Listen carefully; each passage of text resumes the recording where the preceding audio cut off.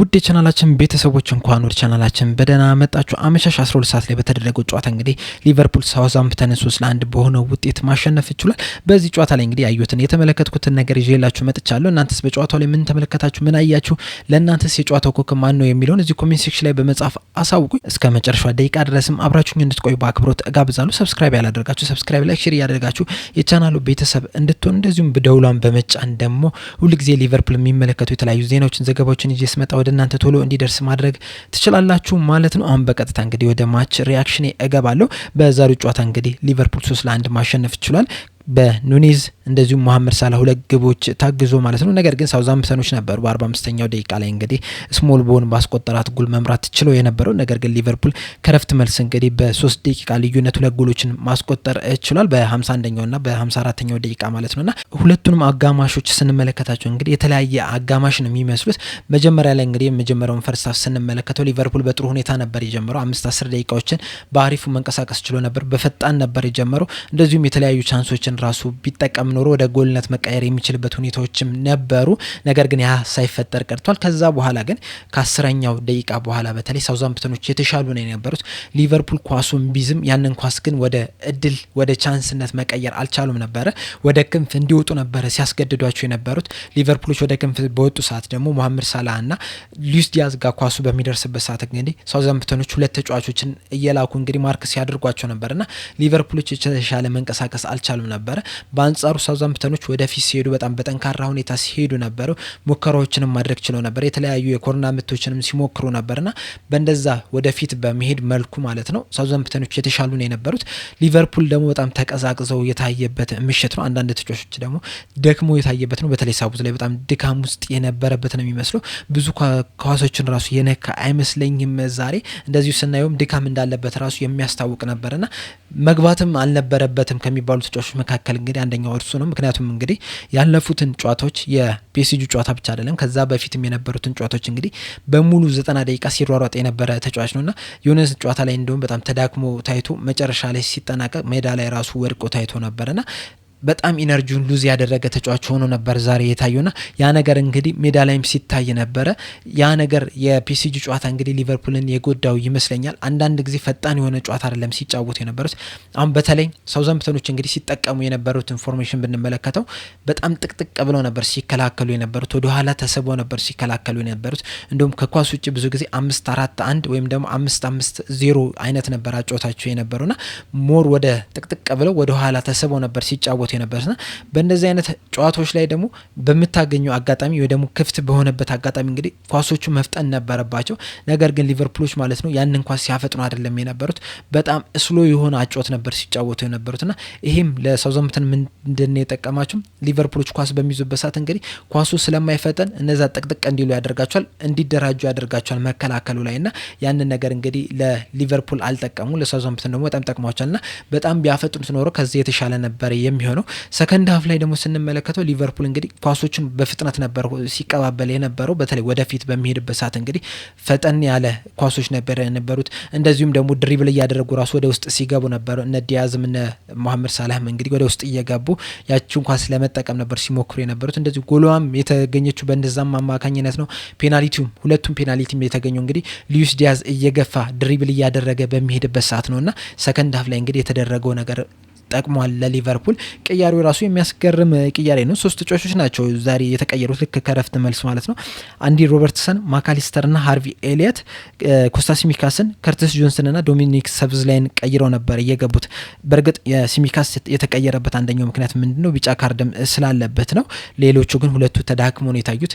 በተለይ ከርቲስ ጆንስ መዳከም ሳይሆን ኳሶችን ቶሎ ቶሎ አይለቅም ነበርና ቅድም እንደነገርኳችሁ በእንደዚህ አይነት ጨዋታዎች ደግሞ ማለት ነው ቶሎ ቶሎ መለቀቅ መቻል አለበት። በፍጥነት ኳሶቹ ወደፊት መሄድ መቻል አለበት። ምክንያቱም እንደዚህ አይነት አጋጣሚዎችን ክፍት በሆነበት አጋጣሚ ማለት ነው መጠቀም ስላለብን ያንን ነገር ሲያደርግ አልነበረም።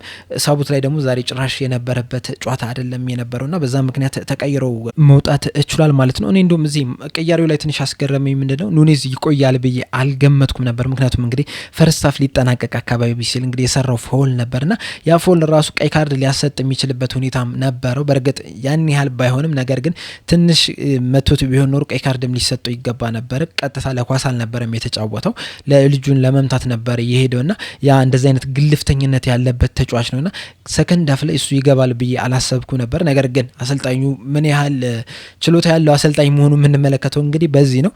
ሳይቀየር ቀረ። ከዛ በኋላ እንግዲህ ከ6 ደቂቃዎች በኋላ ደግሞ ጎል ማስቆጠር ቻለ። በእርግጥ ፈርስት ሀፍ ላይ እንግዲህ ፍርስትሬት ሆኖ ነበረ ኑኔዝ፣ ምክንያቱም እንግዲህ ኳሶች ወደሱ እየደረሱት አልነበረም። በፍጥነት ወደዛ ቢላክ ወደሱ ቢላክ ኖሮ እንግዲህ የተሻለ አጋጣሚ የሚፈጠርበት ሁኔታ ነበር። አንዳንድ ጊዜም እንግዲህ በክንፍ በኩል እየገቡ ማለት ነው ክሮስ ሲያደርጉ ራሱ ትክክል አልነበረም ክሮስ ሲያደርጉ የነበሩት። በተለይ ደግሞ ትሬንት አሌክሳንደር አርኖልድ እንግዲህ ከአንድም 2-3 አጋጣሚዎች አግኝቶ ነበርና ያንን ነገር እንግዲህ ወደ ውጪ ክሮስ አድርጎት ቢሆን ኖሮ ጎል መፈጠር ቻንስ ነው የነበረውና በአጠቃላይ ሊቨርፑል ዛሬ ፈርስት ሀፍ ላይ ጥሩ አይደለም የተንቀሳቀሰው። ምናልባት እንግዲህ ፒኤስጂ ጨዋታ ተጽዕኖ ሊሆን ይችላል። ፒኤስጂ ጨዋታ ላይ እንግዲህ በጣም ብዙ ኢነርጂ ሉዝ አድርጓልና ኦልሞስት ቋሚ 11 ነው የገባው። 9 ተጫዋቾች ሙሉ ባለፈው የተጫወቱት ናቸው የገቡት። በዛሬው ጨዋታ ላይ እንግዲህ ከባለፈው ጨዋታ ያልገቡት ሮበርትሰንና ጆታ ብቻ ናቸው እንጂ ሌሎቹ እንዳለ በፒኤስጂ ጨዋታ ላይ ተሳትፎ የነበሩት ተጫዋቾች ናቸውና ምናልባት እንግዲህ ድካም ተጽዕኖ ፈጥሮ ሊሆን ይችላል። ሰከንድ ሀፍ ላይ ግን ሞር የተሻለ ቲም መመልከት ይችላል። ኤሊየትም በጣም ጥሩ መንቀሳቀስ ችሏል። እንደዚሁም ደግሞ ማካሊስተርም ጥሩ የሆነ ጨዋታን መጫወት ችሏል። ሮበርትሰንም ተቀይሮ ከገባ በኋላ እንግዲህ አሪፍ እንቅስቃሴን ማድረግ ችሏል። ሊቨርፑል እንግዲህ ሰከንድ ሀፍ ላይ የተሻለ ቡድን ሆኖ መቅረብ ችሏል። ለዛም ነው እንግዲህ ያሉትን 3 ጎሎችንም ማስቆጠር የቻለው። ስታቱን ራሱ ብንመለከተው ሰከንድ ሀፍ ላይ የተሻለ እንቅስቃሴን ማድረግ ችሏል። አሁን የፈርስት ሀፉን ስንመለከተው ፖዚሽን በርግጥ 75% ፖዚሽን መያዝ ችሎ ነበረ። ነገር ግን ደግሞ ቶታል ሹቱን 12 ነው የነበረው። ኦን ታርጌት 2 ብቻ ነው የነበረው። ሰከንድ ሀፍ ላይ ስንመለከተው ቶታል ሹቱ 16 ነው የነበረው። 5 ኦን ታርጌት ነው የተፈጠረው ማለት ነውና ቢግ ቻንስ ራሱ ብንመለከተው ሰከንድ ሀፍ ላይ 4 ቢግ ቻንሶች ተፈጥሯል። ፈርስት ሀፍ ላይም 4 ቢግ ቻንሶች ቢፈጠሩም 4ቱንም ስተዋል ፈርስት ሀፍ ላይ። ነገር ግን በሰከንድ ሀፍ ላይ እንግዲህ አንዱን ብቻ ነው ሚስ ያደረጉት ከቢግ ቻንሱ ራሱ ብንመለከተው ማለት ነውና ሰከንድ ሀፍ እንግዲህ የተሻለ እንቅስቃሴን ማድረግ ችለዋል ማለት ነው። ዛሬም እንግዲህ መሐመድ ሳላ ጎል ማስቆጠር ችሏል። 2 ጎል ማስቆጠር ችሏልና በዚህም አማካኝነት እንግዲህ የሊቨርፑል የምንጊዜውም 3ኛ ጎል አስቆጣሪ መሆን ችሏል ማለት ነውና ሰከንድ ሀፍ ላይ የተሻለ እንቅስቃሴ ከሊቨርፑል ተጫዋቾች መመልከት ችለናል። አሌክሳንደር አርኖልድም ጥሩ ነው የነበረው። ሁሉም ጥሩ በሚባል ሁኔታ ነው የነበሩት። የፈርስት ሀፍ ግን ጥሩ መንቀሳቀስ አልቻሉም። ጎሏን ራሱ ስንመለከተው እንግዲህ በኢረር ምክንያት የተገኘች ነች፣ በስህተት የተገኘች ነች። አንደኛ ምንድነው የቨርጅል ቫንዳይክ ስህተት ነው። ያችን ኳስ እንግዲህ ማጽዳት ነበረበት። ነገር ግን በረኛውን ሲጠባበቅ ነው እንግዲህ እነዛ ጎሉን ያስቆጠሩት። በረኛው ደግሞ ለዛ ዝግጁ አይደለም የነበረው እንደሚታየው ከሆነና ድንገት በሁለቱ መዘናጋት፣ በተለይ ደግሞ በቨርጅል ቫንዳይክ መዘናጋት የተገኘች ኳስ ነች ወደ ጎልነት የተቀየረችውና ሰከንድ ሀፍ ላይ ግን ያንን ነገር ማሻሻል ችሏል። ይህንን ጨዋታ እንግዲህ ጎል ሳይቆጠረብን ነበር መውጣት የነበረብን፣ ነገር ግን ያ ሳይሆን ቀርቷል። ግን ዋናው ምንድነው ማሸነፍ ነው። ፕሪሚየር ሊግ ዋንጫ ለማሳካት ነው እየሄድን ያለ ነው። ስለዚህ ማሸነፍ ከምንም በላይ ነው የሚሆነውና ከአርሰናል ጋር ያለንን የነጥብ ልዩነት እንግዲህ ወደ 16 ማሳደግ ችለናል። በእርግጥ አርሰናል 2 ጨዋታዎች ቢቀሩትም ማለት ነው። ነገር ግን ይሄ ራሱ እነዛ አርሰናል ላይ እንግዲህ በጣም ተጽዕኖ መፍጠር የሚችልበት ሁኔታ አለ። መሐመድ ሳላህ እንግዲህ ዛሬ ያስቆጠራት ጎል 184ኛ የሊግ ግቡ ነች። እንግዲህ ዛሬ 2 ጎሎች ያስቆጠረው። በዚህም መሰረት እንግዲህ ከሰርጂዮ አጉዌሮ ጋር የምንጊዜም የፕሪሚየር ሊግ ከፍተኛ ግብ አስቆጣሪም በ5ኛ ደረጃ ላይ መጋራት ችሏል ማለት ነውና በግብ ሰንጠረዡን ራሱ ብንመለከተው 27 ግቦች ላይ መድረስ ችሏል። ከተከታዩ ከሃላንድ ደግሞ በ7 ግቦች መራቅ ችሏል። እንደዚሁም ደግሞ በፕሪሚየር ሊጉ ራሱ 44ኛ የጎል ኢንቮልቭመንት ላይ መድረስ ችሏል። 27 ጎል ሲያስቆጥር 17 አሲስቶችን ማስመዝገብ ችሏል ማለት ነውና ድንቅ የሚባልን ጊዜን እያሳለፈ ነው። የሱ ድንቅ ጊዜን ማሳለፍ ደግሞ ለሊቨርፑልም በጣም ትልቅ ጥቅምን እየሰጠን ያለው። በሻምፒዮንስ ሊጉም እንግዲህ በፒኤስጂን 1-2 ማሸነፍ ችለናል። የተሻለ ፖዚሽን ላይ መቀመጥ ችለናል። በፕሪሚየር ሊጉም እንግዲህ የተሻለ ቦታ ላይ ነን ያለነውና ዘንድሮ እንግዲህ በጣም ምርጥ ብቃቱን እያሳየነ ያለው መሐመድ ሳላ ለሊቨርፑልም በጣም ድንቅ የሚባልን ጊዜን እያሳለፉ ነው ያሉት።